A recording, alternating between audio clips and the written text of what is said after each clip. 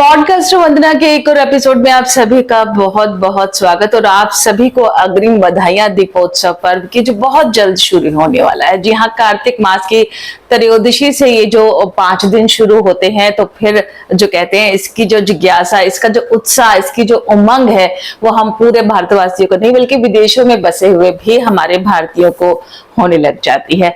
ऐसे में क्या होता है कि हम सोचते हैं कुछ ऐसा उपाय या कोई ऐसा विधि विधान कर लें कि हम पे माँ लक्ष्मी विष्णु जी की कृपा पूरे साल भर बरसती रहे।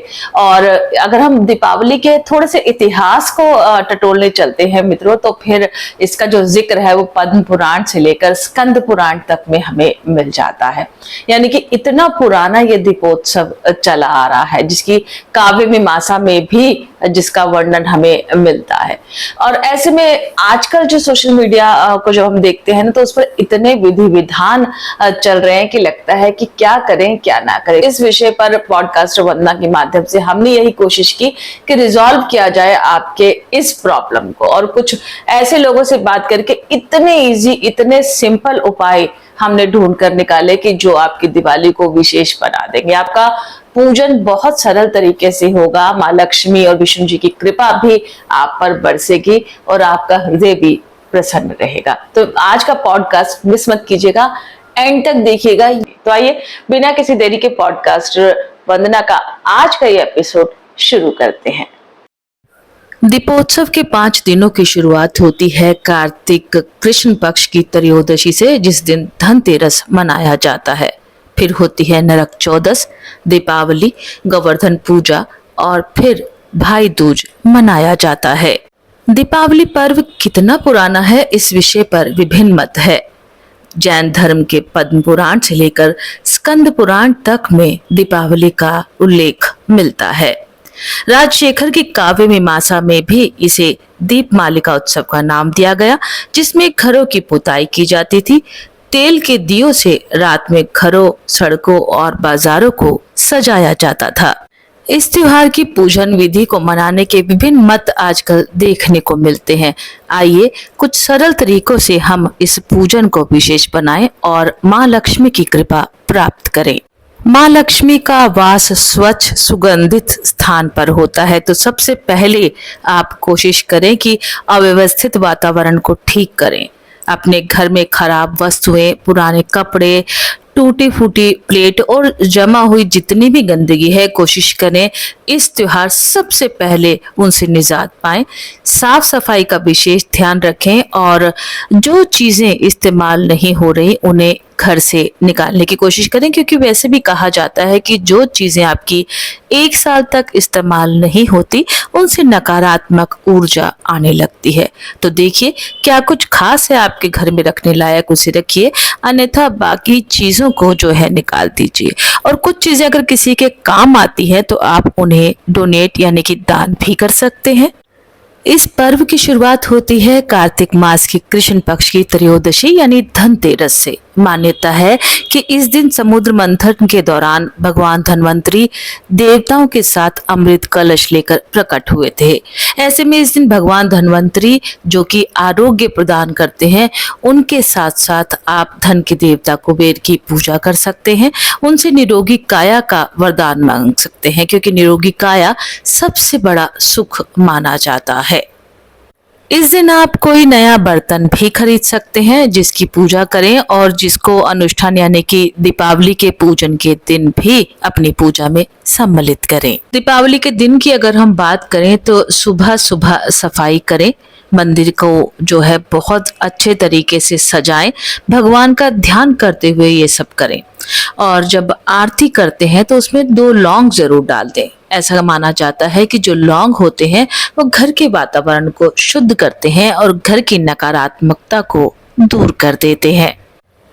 दीपावली के दिन अपने द्वार पर रंगोली जरूर बनाएं। कहा जाता है कि माँ को सुंदरता यानी कि सौंदर्य और स्वच्छता बहुत पसंद है और घर की देहरी से ही माँ लक्ष्मी का आगमन होता है। पुरानी परंपराओं की अगर हम बात करें तो कहीं कहीं आज भी अगर आप देखेंगे ना, तो आंतरिक इलाकों में मांडने बनाए जाते हैं। द्वार है या फिर देहरी है, चौक है और ये जो स्थान है खासकर माता लक्ष्मी के पूजन स्थल के पास रंगोली अवश्य बनाएं।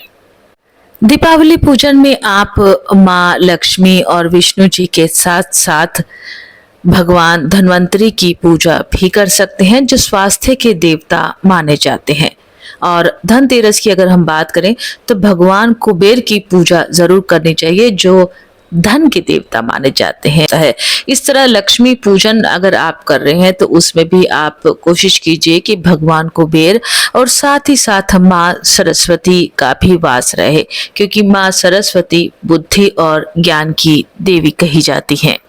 अब घर को सजाने की बात आती है तो आप किसी भी तरीके से घर को सजा सकते हैं। तरह तरह की लाइटें हम देखते हैं घरों में जगमगाती हैं, लेकिन आज भी कहा जाता है कि जब पूजन की बात है या फिर दियों की बात है तो इलेक्ट्रॉनिक्स दियों को छोड़कर अगर हम मिट्टी के दिए इस्तेमाल करें तो वो पूजा प्रकृति सभी के साथ एक सुंदर सा तालमेल बिठाते हैं और आपको देते हैं बहुत ही अनुकूल परिणाम।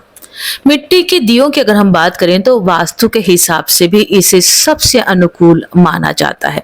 और हाँ, अगर इस दिन हम मिट्टी के दियों को कई बार हम रंगते हैं घर लाकर, लाल कोई हरा, तो क्यों ना हम उन रंगों को थोड़ा वास्तु के हिसाब से रंग दें, ताकि जो रंग है वो वास्तु के साथ संतुलन बिठाएं और हमारे घर में रखा हुआ हर एक दिया खास बन जाए।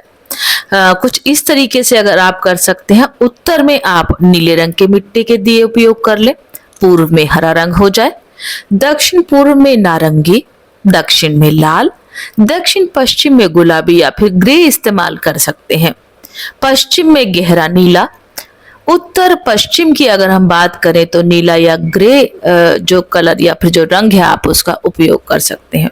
इससे क्या होगा कि आपके आसपास सकारात्मक ऊर्जा भी बढ़ेगी और दिए भी रोशन होंगे। यानी कि एक तो जो है मिट्टी के दिए वो भी हर दिशा का जो अपना एक रंग होता है उसके अनुकूल जब आप लगाते हैं तो बहुत ही अनुकूल परिणाम मिलता है। दीपावली पर दियों को लेकर भी तरह तरह की भ्रांतियां होती हैं कि कितने दिए जलाएं, तो कम से कम 5 दियों से लेकर ज्यादा से ज्यादा आप जितने भी दियों से अपने घर को रोशन कर सकते हैं, क्योंकि माँ लक्ष्मी का ये त्योहार तो रोशनी का प्रतीक माना जाता है। हाँ, दरवाजे के आसपास अपनी जो देहरी जो मेन एंट्रेंस डोर है उसके पास आप 2 दियों को जरूर लगाएं और कोशिश कीजिए कि वो दिए थोड़े से बड़े हों ताकि पूरी रात भर जलते रहें। इसके अतिरिक्त ये माना जाता है कि आप एक दिए को नल के पास जरूर रखें, एक दिए को अपने किचन यानी कि अग्नि जो स्थान होता है उसके पास रखें और एक दिए को तुलसी के पास जरूर लगाएं। माँ लक्ष्मी के पास चौमुखे दिए को भी लगाने की परंपरा है, जिसकी चारों तरफ बत्ती होती है और वो पूरी रात जलता रहता है। बहुत से घरों में बहुत से लोग उस दिए से जो है बच्चों के लिए आंखों का काजल भी बनाते हैं। दिवाली के पूजन में नारियल को भी विशेष महत्ता दी जाती है। नारियल को श्रीफल भी कहा जाता है और श्री से अभिप्राय रहता है माँ लक्ष्मी। कहते हैं श्रीफल जो है वो कई व्याधियों और बहुत सारी नकारात्मक ऊर्जा को जो है वो अपने में समाहित कर लेता है और आपको जो है बचा लेता है, ऐसा मान्यता है, ऐसा कहा जाता है। और नारियल के विषय में अगर हम कहें तो ये अज्ञानता अहंकार का जो एक कठोर फल है कहते हैं ना, उसको हम तोड़ते हैं तो हम देखते हैं कि इसके अंदर का जो सफेद हिस्सा होता है वो शुद्ध आत्मा और शुद्ध ज्ञान का भी प्रतीक माना जाता है। वैसे भी कहते हैं जल सफेद वस्तु और फिर चांदी जो होती है वो चंद्रमा का कारक माने जाते हैं। यानी कि जहाँ ये सफेद वस्तु चांदी या फिर जल होगा वहां शांति तो अवश्य आएगी। मित्रों, दीपावली का पूजन जो है वो पूरे भाव और श्रद्धा से किया जाना चाहिए, क्योंकि कहते हैं जो देवी देवता हैं वो भाव से अधिक प्रभावित होते हैं। तो यानी कि अगर आप बहुत परेशान हो रहे हैं कि कमल का फूल ही चढ़ाएं और वो नहीं मिल रहा, तो आप भाव से अगर अपने घर का भी कोई पुष्प उन्हें अर्पित करते हैं तो माँ लक्ष्मी उसमें भी खुश हो जाती है। ठीक इसी प्रकार कई बार कुछ घरों में नया कुछ लाने की परंपरा है तो वो बहुत अच्छा है, लेकिन जरूरी नहीं कि हम सब भी उसका अनुसरण करें। हमने बहुत से लोगों से बात करी तो सभी ने यही कहा कि भावपूर्ण माँ लक्ष्मी को साफ सफाई और प्रसन्नता के साथ जो कुछ भी अर्पित कर दिया जाए वही जो है श्रेष्ठ और उत्तम माना जाता है। तो हम यही कहेंगे कि पीली कौड़ियाँ या फिर कहें गोमती चक्र या फिर कई लोग चांदी की कोई वस्तु या फिर कई लोग जो है दीपक को लेकर कि आप इतने ही दीपक जलाएं, इस तरह से बहुत सारी बातों में ना पड़ के यदि आप अपने घर को स्वच्छ रखते हैं, मन को निर्मल रखते हैं, बहुत भावपूर्ण तरीके से माँ की रंगोली बनाते हैं, जितनी श्रद्धा हो, जितना संभव हो उसी में प्रसन्नता पूर्वक पूरा घर दीपक जलाता है और विधि विधान से जो भी आपके विधि विधान है उसी हिसाब से चलता है। यानी कि कुछ नई परिपाटी आप चलाने की कोशिश मत कीजिए। जो आपके पूर्वज या फिर जो आपसे पुरानी पीढ़ी के लोग जिस विधि का अनुसरण करते आए हैं, आप उसी विधि का इस्तेमाल करते हुए, इसी विधि का उपयोग करते हुए यदि चलते हैं तो माँ लक्ष्मी की कृपा आप पर जरूर होगी। तो हम आपसे यही कहेंगे कि आप अन्यत्र कहीं भी बहुत ज्यादा परेशान ना होइए कि इस साल अगर हम ये कर लें तो कुछ श्रेष्ठ हो जाने वाला है, या फिर ये कर लें या फिर ये ना करें तो हम अनिष्ट से बच सकते हैं। कहते हैं ना, होना वही जो राम रचि राखा।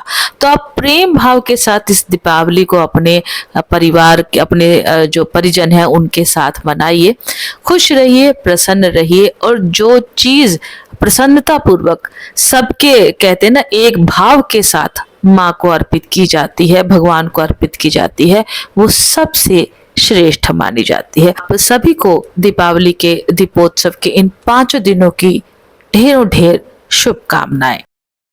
तो मित्रों, देखा आपने, बहुत सरल और बहुत ही जो कहते हैं कारगर अचूक उपाय आज हमने आपको बताए, जिनका अनुसरण अगर आप करेंगे तो यकीन मानिए आपको पूरे साल, वर्ष, बल्कि मैं तो कहूंगी पूरे साल नहीं, आगे भी कहीं कोई दिक्कत आने वाली नहीं है। बस हृदय से जो है आप इन सब विधियों, इन सब उपायों को कीजिए और फिर देखिए आपकी दीपावली कितनी विशेष हो जाती है। तो चलिए, आज ये पॉडकास्ट की जो छोटी सी कोशिश थी, उम्मीद करती हूँ आप सभी को पसंद आई होगी, और अगर पसंद आई है तो आप इसे लाइक, सब्सक्राइब और शेयर जरूर कीजिएगा। ऐसे ही बहुत सरल से उपायों को लेकर पॉडकास्ट बनना आपकी जिंदगी में आता है, जो बहुत सारे इफ एंड बट और किंतु परंतु को दूर करने की कोशिश करता है। तो चलिए, किसी और पॉडकास्ट में हम बात करेंगे किसी और विषय पर। फिलहाल एक बार फिर से आप सभी को दीपावली के जो ये 5 दिन है दीपोत्सव की ढेरों ढेर बधाइयां।